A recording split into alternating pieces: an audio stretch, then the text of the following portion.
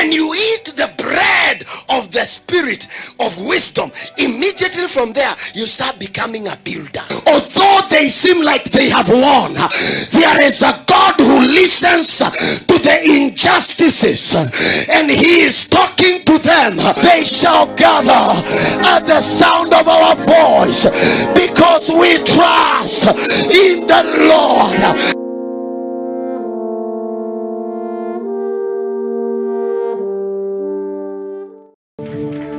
Tell your neighbor, I am called. Si umhakikishie tu, mwambie nimeitwa. I am called. Amen.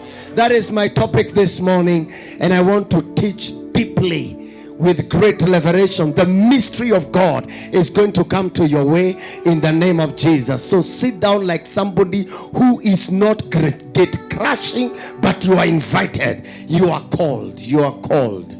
You are called. You are called. You are called. You are called.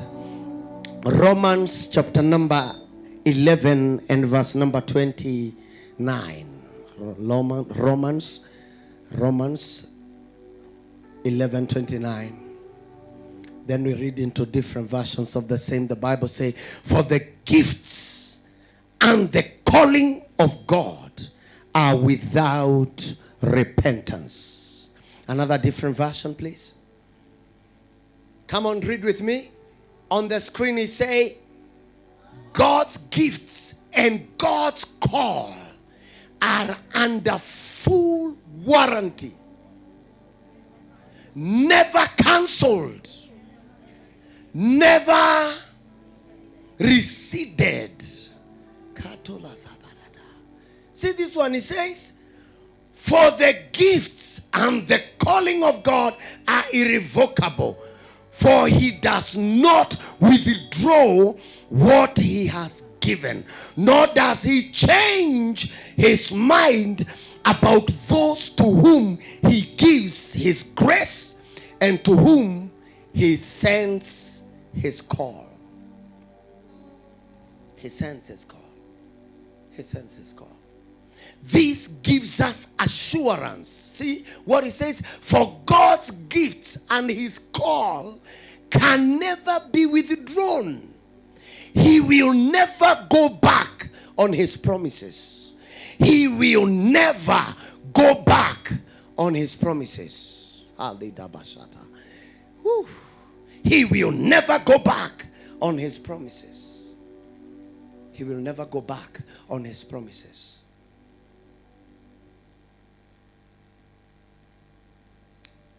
Isaiah 46 verse 10 and 11. Isaiah 46 verse 10 and 11.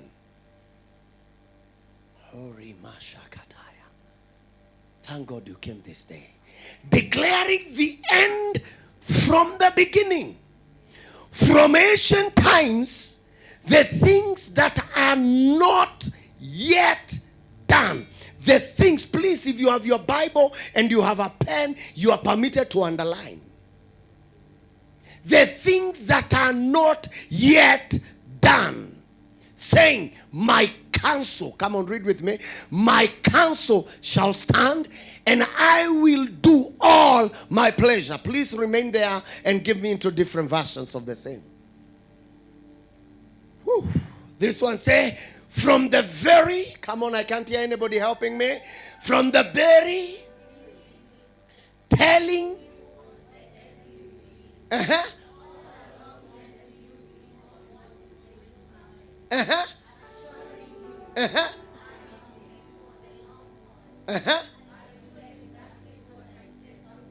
I will do exactly what I set out to do. Another version says,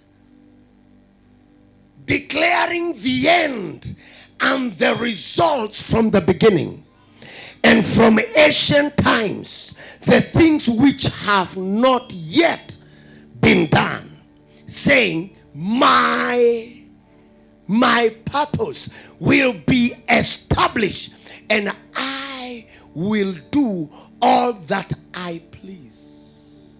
All that please me and fulfills my purpose and fulfill my purpose. So there are things not yet done. And those things that are not yet done, see what this one says, who can tell what is going to happen? All I say will come to pass, for I do whatever I wish. So God has placed purpose within time. Ecclesiastes 3 verse 1, the common one. Ecclesiastes 3 verse 1. Then we'll come back to Isaiah. He says, there is a right time for everything. Another version. There is a season, a time appointed for everything. And time for every delight and event or purpose under heaven. So all purposes of God, all purposes of God are bracketed and given certain times. There is an opportune time to do things, a right time for everything on earth. So God has set his purpose and allocated it time. I repeat, God has set up his purpose and allocated it time, or given it a season. God has allocated time for his will. So when we pray in the book of Matthew 6 from verse 11, when we pray, our Father who art in heaven, hallowed be thy name, thy kingdom come, thy will be done. He is saying that will of his has an appointed time. Are you following me? His counsel, his purpose, his intentions, his plans, all of them have a provision of time to it. So whatever God intends to do, he has given it time. Genesis 1 and verse 2. Genesis 1 and verse 2, the Bible says, now it is the time of creation, and the earth was without form and void, and darkness was upon the face of the deep, and the Spirit of God moved upon the face of the waters. The next verse 3. And God said, let there be light, and there was light. The next verse. And God saw the light, that it was good. God divided the light from the darkness. And God called the light day, and the dark and the darkness he called night. The evening and the morning, the first day. Then we go the next one. He said, and God said, let there be a firmament in the midst of the waters, and divided and all that. Then you will see the second day. Then he will do something else on the third day. He will do something else on the fourth day. All the way to the sixth day. Every single day there is what he did. In other words, he allocated the day. He allocated time for whatever he wanted to do. It is not like he did not have the full idea. Please follow me. He knew exactly what he wants to have at the end of the day. So the emptiness on earth was not a hindrance to him. The void on the earth was not an obstacle to him. Everything, the darkness that was in verse 2 was not a challenge to him, because he knew it is only me who has not allocated time for what I want to do. That's why darkness is having its day. That's why emptiness is prevailing. That's why there is all this chaos. But once I begin to do my will, every chaos, every emptiness, every darkness will give way, because my purpose is superior to the prevailing circumstances. I am preaching like I'm in the US. I am saying my purpose is prevailing over every circumstance. And therefore the darkness can have its time until I begin to execute my purpose. I know my first day I will deal with the darkness. My second day I will deal with the chaotic mass of waters. My third day I will separate. I will have the dry land appear. I will have everything in place. Tell your neighbor, God's purpose has time. So please, if you are called, oh no, I don't want to go there. Hold it for a while. God's purpose has time. God's purpose has time. See, help me please with Genesis 15 and verse 13 and 14 and 15. I want to show you God's purpose has time. This is what he said. And he said unto him, Abraham. This is God talking to Abraham. And he said unto him, Abraham, know of a surety that thy seed shall be stranger in the land that is not theirs, and shall serve them, and they shall afflict them 400 years. And also that nation whom they shall serve I will judge, and afterward shall they come out with great substance. God is talking to somebody who has no child. The reason why this conversation is here in the first place is because Abraham had asked him, what else will you give me? That is verse 1. That is verse 2 of the same. That is verse 2 of the same. When God appeared to him in a vision and he told him, I want to bless you, I want to be a great reward. He said, Lord, and Abraham said, Lord, what wilt thou give me, seeing I go childless, and the steward of my house is this Eliezer of Damascus?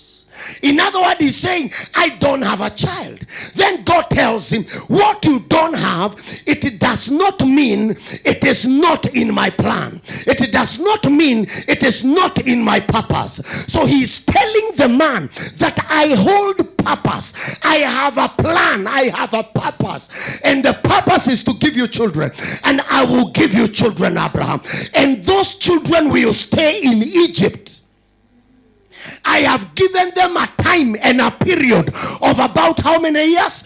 Of about 400 years in that land. And he tells them so many things will transpire. So many things will happen.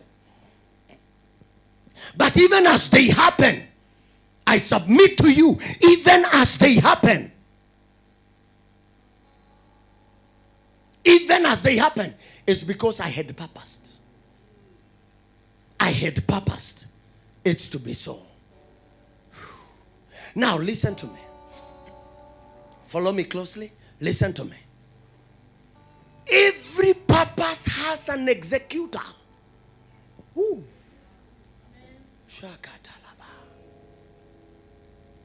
The will of God has those who performs it.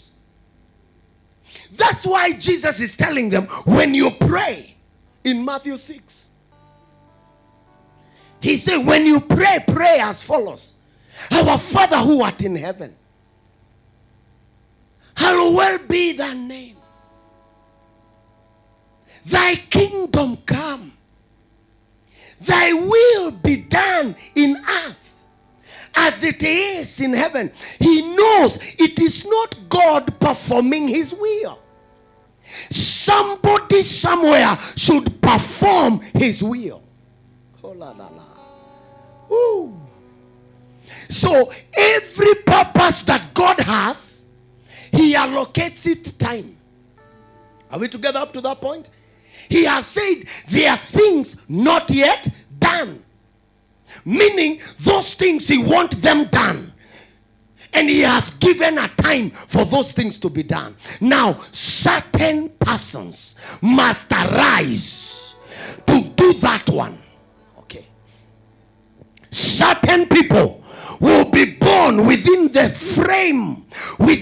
time frames of certain things that have never been done, so that those people who are born within that time of that purpose, they can rise and become the performers, the executors of that will. Okay, let me show you. Psalms 40, I believe, verse 7. Psalms 40, verse 7. The psalmist says the following. My God, I love it. Thank God you came for this service. Then said I, lo, I come. Come on, read with me. Then said I, lo, I come. In the volume of the book, it is written of me. Hold it there. He said, I have come and I have found a volume of a book. And in that volume of the book, there is something that is written about me. Okay. Let's now break it down. Hebrews 10 and verse 7. Hebrews 10 and verse 7. See, come on, read with me again. Then said I, lo, I come. In the volume of the book, it is written of me to do. Come on, I can't hear anybody reading with me. To do thy will, oh God. In other words, he's saying that in the volume of the book, I was able to identify your will. I was able to identify your purpose. I was able to identify your plans. And he's saying, I have come to do thy will, oh God. Because it is in the volume I interacted with your purpose. And when I saw the purpose, I realized I am within the framework of this purpose. I am within the time of this will. And therefore I have come so that I may do your will, oh God. Okay. Please follow closely, because I am called. And I want to break it down for you that you are called. Okay. So it is evident, therefore, every one of us, we were not born in the same day. Because his will, his plans, the things not yet done, they were not all of them to happen in the same day. Others were to happen in the first day. Others were to happen in the second day. Others were to happen on the fourth day. Not because of any other thing, but his will is distributed versus time. And therefore, you are not born in between two seasons. You are not born in between two purposes. Every one of us, we were born for a purpose. Ooh, I am going there. Every one of us, we were born for a purpose. I will say it until I feel it has landed on your pancreas. I am saying every one of us, we were born for a particular cause. There is a reason as to why you are born. Some of us, we are told stories by our parents how they had ended the process of giving birth. And the person who was not to be born there, it is you whom they are telling that you were not to be born here. But I had done everything scientifically possible to barricade you from happening. But you still came. Why? Because you are sent. You're not getting what your prophet is saying. You are sent. You were sent. Your father needed a baby boy. Lo and behold, you came as a baby girl. You are sent. The will of your father was bypassed. God's will prevailed. Lift up your hand and say, I am not apologetic. Whatever the gender I I am perfectly wired for my current mandate, and I will execute the purposes of my God.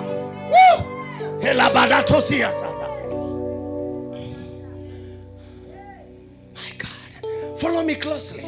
Follow me closely. And therefore now, this is evident. This is evident, brethren, that all of us, we have a certain purpose that we were born for. Because every time there is a purpose. Every time there is a purpose. There is a purpose. And he's saying, I have interacted with the volumes of many books, and I have found a place written about me. Now I can do your will. Let me try it this way. Let me try it this way. In the book of Luke 24:27, these are the disciples, the sacred disciples of Jesus, walking from Jerusalem to Emmaus. And Jesus accompanies them, and he starts hearing them talking and discussing what had happened. And in the process of the discussion, Jesus started asking, who is this? And they say, are you a stranger in Jerusalem?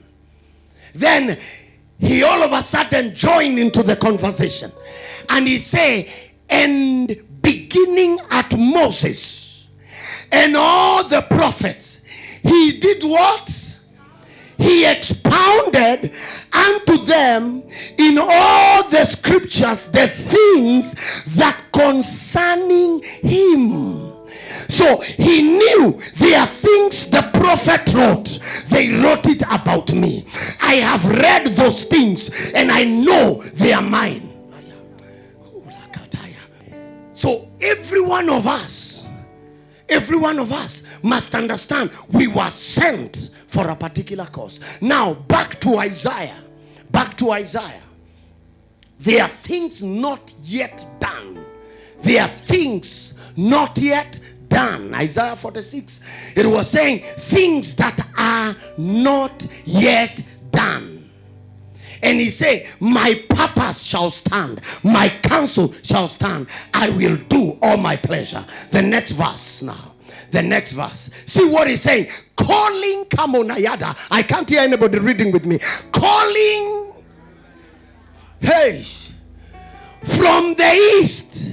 The man that executeth my counsel from a far country. Yeah, I have spoken it. I will also bring it to pass. I have purposed it. I will also do it. So God calls men from every quarter of the earth so that they can do his counsel. So everything God has planned to do, he will use somebody to do it. Hey, you're not hearing your prophet. I am saying everything God has planned to do, he will call for a man to come and do it. The man may not be in Africa.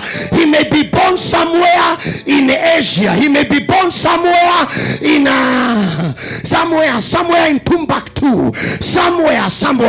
But God, if what he wants done in Nairobi, there is no one who has identified it, he will call that man from far. You are not hearing me. Some of you are being prepared because the calling of God is about to come on you and place you somewhere in Europe, and place you somewhere in Canada, and place you somewhere in Australia. Not because you are looking for a greener pasture. You are the moving greener pasture. You are not hearing me. You are not relocating to look for fortunes. You are the fortunes the people have been looking for. I am saying you are the opportunity that people have been believing God for. Can you lift up your hand and say, I am the opportunity that people have been praying about. I am the answer. I am the answer of their prayers. Lift up your hand if you believe it. Say, I am the answer of their prayers.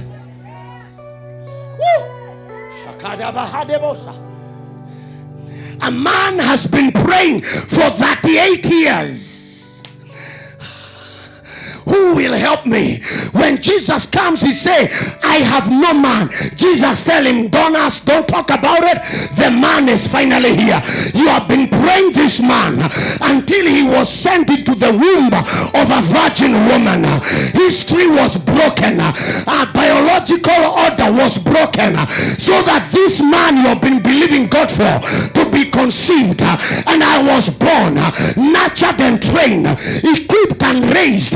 And now here I come. So the man you needed so that you can be well, here he is. I came to announce to you, from today, you are the answer of many people's prayer. Hey. Woo. Remember, we are in the Ember months, the months of fire, the months of great prophecies. So I am not just speaking words, I am prophesying to you. You will not go to a place because the place has good things for you. You will be the good things for the place. You will be the good thing for the place. So when you come, listen, Elisha comes to the land of Jericho. Everybody in Jericho is looking for transfer. The level of taxation are high and the productivity is low. Everybody is frustrated. Elisha comes to the place. When he enters the place, when he entered the place, the Bible said, they tell him, this land is a land of wahala, is a land of trouble, is the land of pain. People are miscarriaging, no profit you are making. Elisha told them, please don't mind, I am the productivity of your land. Can you give me a bowl and can give you me some salt? I want to heal the land so that there can be productivity. Tell your neighbor, don't shift countries looking for opportunity. You are the opportunity for that nation. Hey, come on, I came to say, the people who will understand their calling, they do not relocate looking for greener pastures.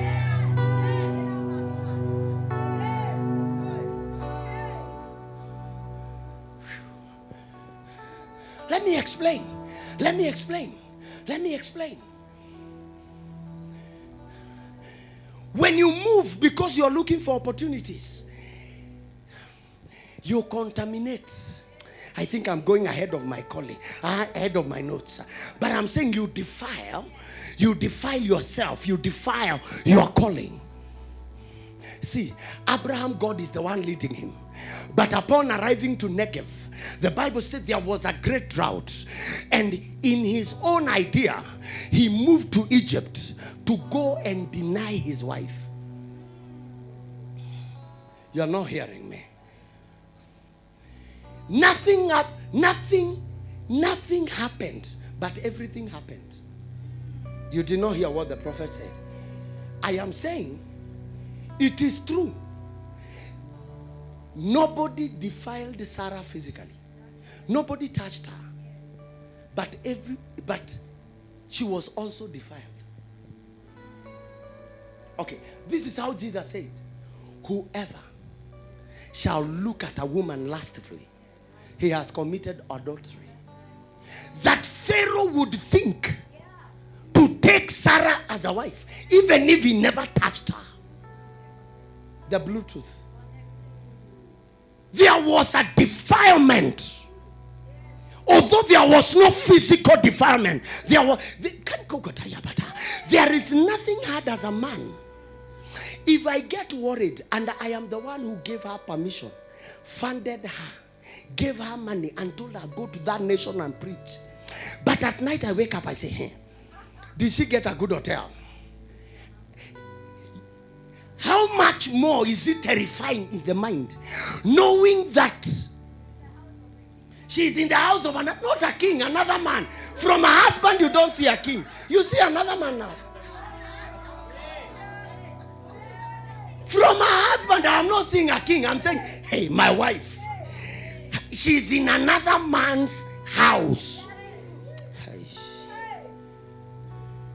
And men Because of sight, we are good in imagination. So you visualize, you imagine.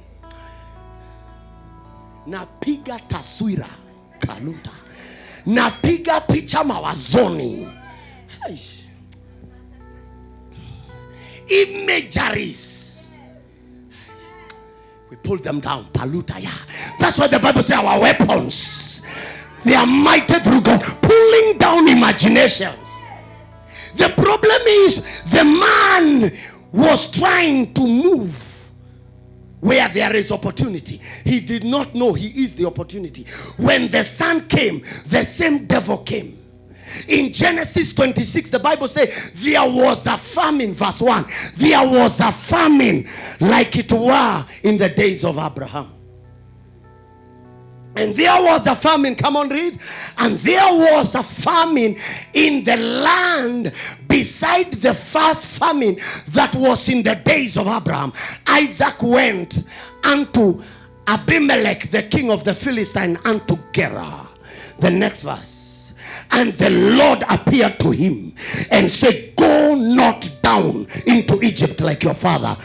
Dwell in the land which I shall tell of thee. That is how he prospered. Welcome, man of God. That is how he prospered. That is how he excelled. Hey, I am saying that is how his life was transformed. Tell your neighbor, I am called. I am the opportunity.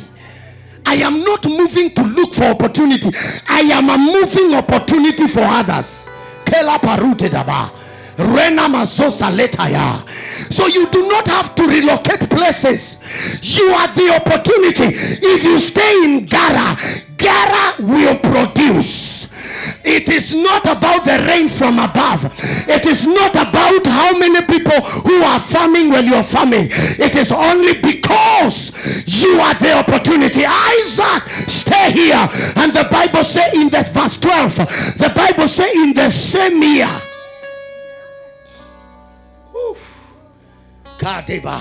then Isaac saw in the land and received in the same, I can't hear any man with faith, in the same year, 100-fold.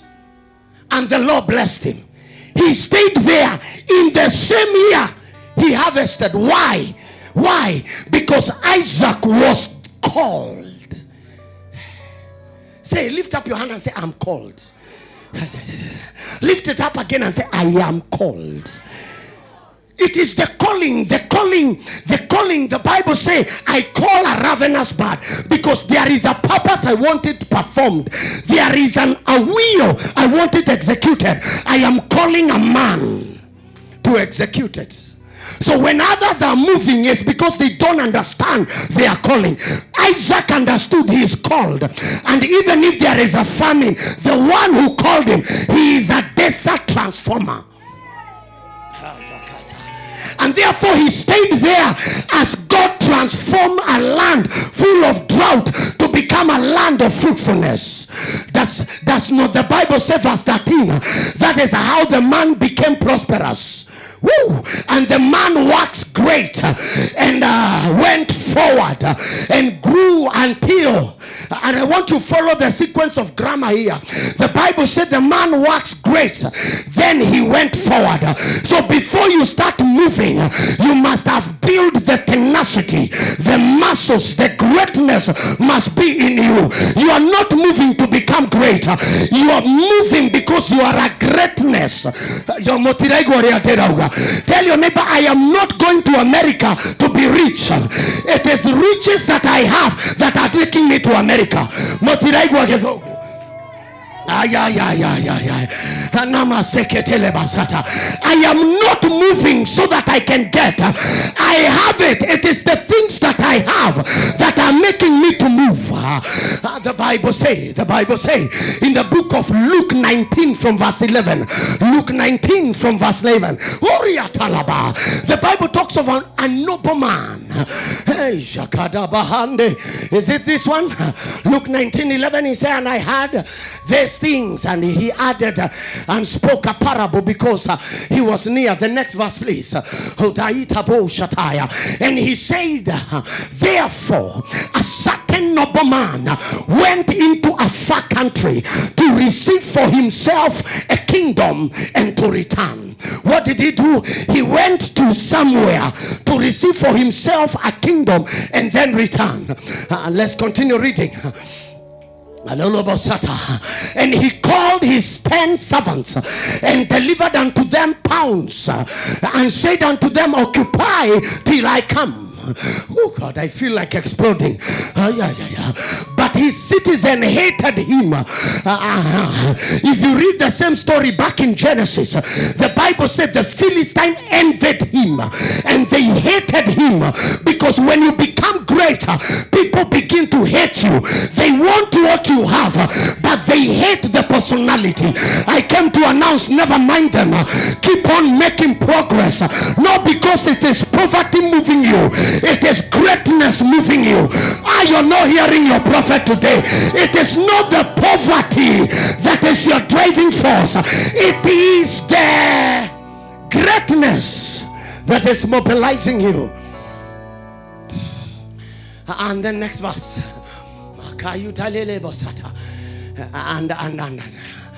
And then the next verse.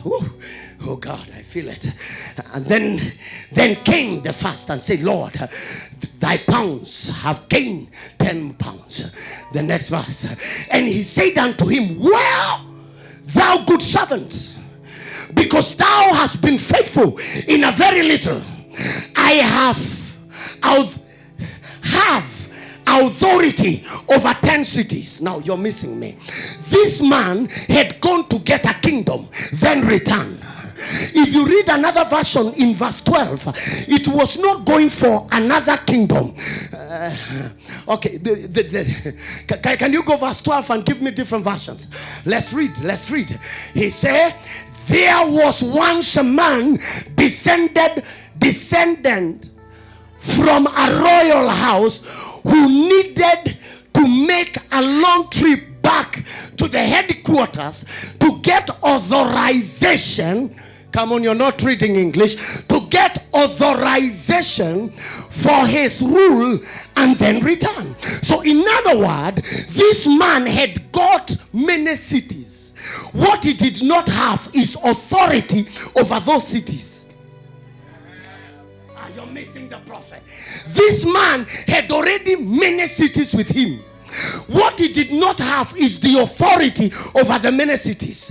So he knew, for me to get authority over these cities, I must go to a far country. No, you're missing me. The far country is not America. The far country is not Japan. The far country is not Europe. The far country is the country of the heavens. No, you're missing your prophet. The far country is the country of the heavens, where our God lives, because authority and power and dominion, they belong to him. That's why Romans 13 puts it in black and white, and he said all authorities comes from the Lord. So this man never went to somewhere in America to get authority.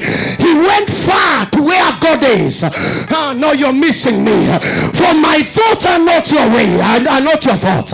My ways are not your ways. As far above the heavens are from the earth. So the man went far. He went far above so that he can connect with God and tell God, you see, you have blessed me and I have cities, but men can take it away from me because I do not have authority over the cities. Please, God, give me authority. When God had his prayer and gave him the authority, the man returned. No, you're missing me. Can I preach like I'm in America? You're missing me, but I want you to get it close. When I say this, I understand. Because verse 11, it is telling us he is giving this parable because it is a language hidden. It is a language hidden. It's a coded message. Why is he giving the coded message? Verse 11, the Bible says he had come near Jerusalem, and Jerusalem people were waiting for the king.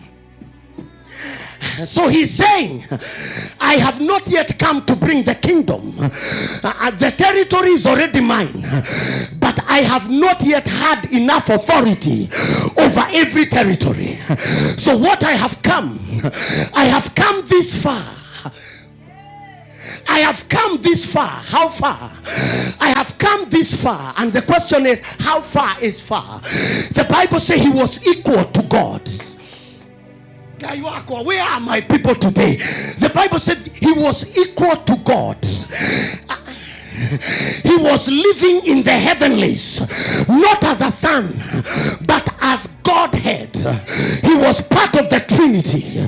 So when he say he has come from far, he has come from that far to become a human body, to become this limited. Then I humbled myself, not just to be a human being.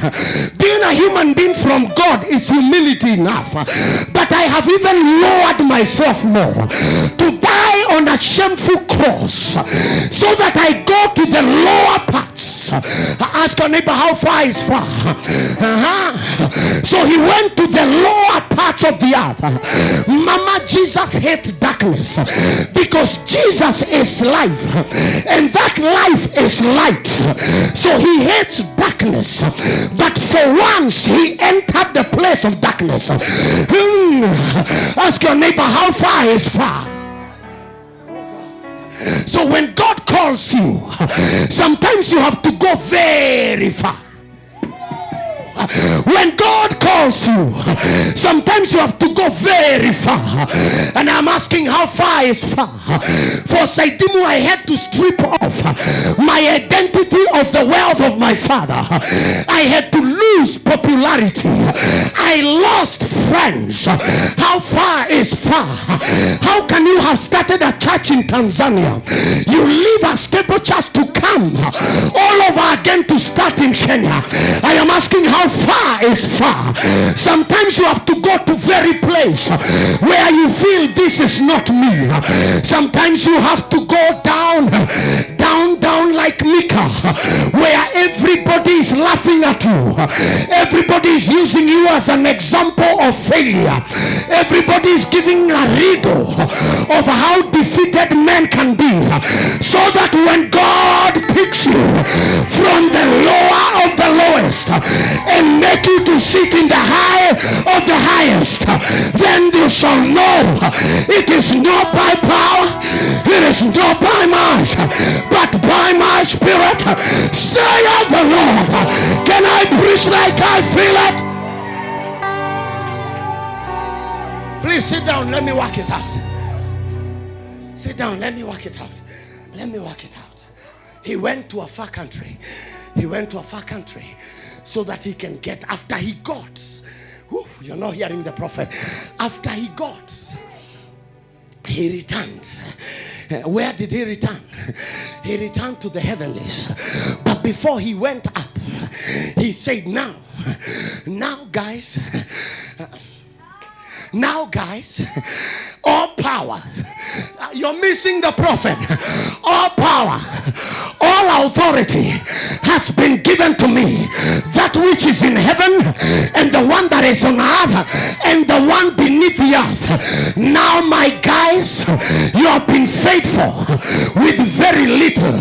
Now I am sending you. Go ye into the whole world. Make nations my disciples. Now we left. Tell your neighbor to change villages. We stopped changing cities. We now move to the heights of moving nations. Today I am raising somebody through the calling of the Almighty, so that you do not become a village warrior. You are not a city warrior. You are a nation's warrior. You will move agendas of kings and rulers. Lift up your hand and say, I am called. Woo. Let me work this thing out. Revelation 11 and verse 15. Revelation 11 and verse 15. I want to show you now. Woo, the seventh angel trumpeted, and crescendo of the voice in heaven sang out. You're not reading with me today. This English is so sweet. He's saying the seventh angel trumpeted, and the crescendo of the voice in heaven sang out. What did they sing? The kingdoms of the world are now the kingdom of our God. In his Messiah, he will rule forever and ever. That is when Jesus ascended to heaven. The seventh trumpet was blown, and he said, now kingdoms of the earth belongs to our God. So who are left? Who are left to take over those kingdoms? Can you put your hand and say, I am the one? Can you lift it and say, I am the one? So everyone under the span of my voice, we are about to go for kingdoms. You are not hearing me. The new millennial evangelist, the new evangelist in this revival, they are not going for the village. They are changing kingdoms. You are not hearing me. The new evangelist, the new apostles, the newer prophets, the new teachers and pastors, they are going for kingdoms. Lift up your hand and say, I know I am called. I am moving now for kingdoms. Woo. Moving now for kingdoms. I'm moving now for kingdoms. I'm moving now for kingdoms. Woo. So from here, we are commissioning women and men who have brain for nations. Oh, no, you're missing me. If you're going to think, the thoughts that will be processed within you, the minimum they can be is Kenya. You're missing me out. I am about to release young men who are going to become great scientists that are going to move the continent of Africa from the health wantedness to a place of health exhibitions. We are going to move Africa from the place of degradation to the place of great honor and respect. Those men and women that we are releasing, they are not out there. They are in here in Rhema Sanctuary. They are the people we are releasing. Can I prophesy now? Can I prophesy now? Because I hear the Lord say, it is time for you to know, I have been positioning you. Now I am commissioning you. You are missing your prophet. I have been positioning you. Now I am commissioning you. Lift up your hand and say, from now, I am going global. I am going global. I'm going global. Listen. The kind of men we are raising here, they are going to be like Joseph's, who does not only save Egypt, he saves Egypt and all other nations that needed to be saved at that time. That is the kind of people we are raising. Are you listening to me? So the calling of God, tell anybody, listen, the calling of God is not the same.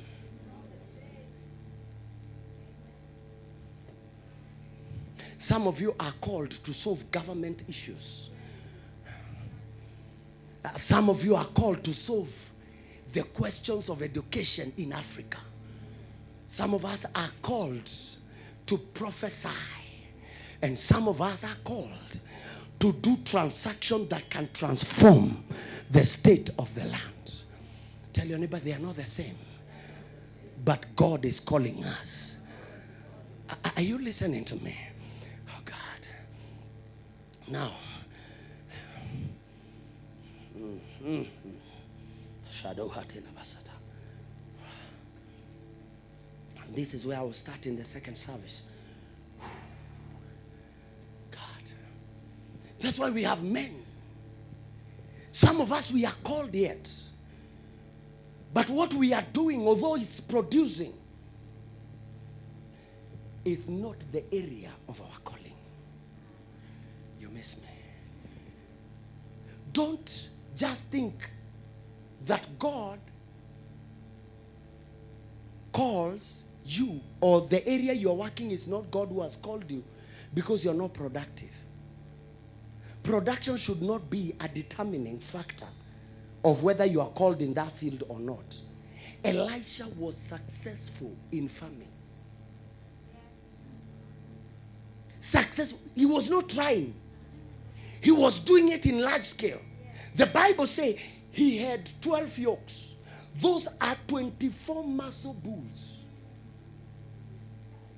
When you array them here, according to the size of the yokes of farming on those days, 12 of them, they were covering more than 2 acres at once.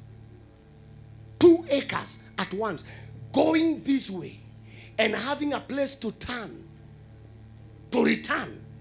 When they go this way once, as they turn to go this way, they have plowed 2 acres at once. And the Bible says he was on the 12th one. You're missing me. So, if they go once, and by the time they come back to the starting point, they have plowed 2 acres, not considering how long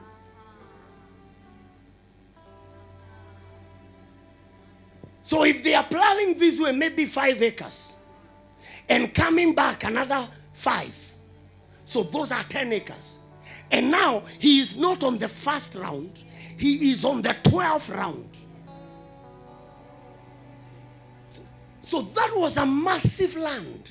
Are you listening to me? This man, he was successful, but he was not yet successful as he became when he answered the call.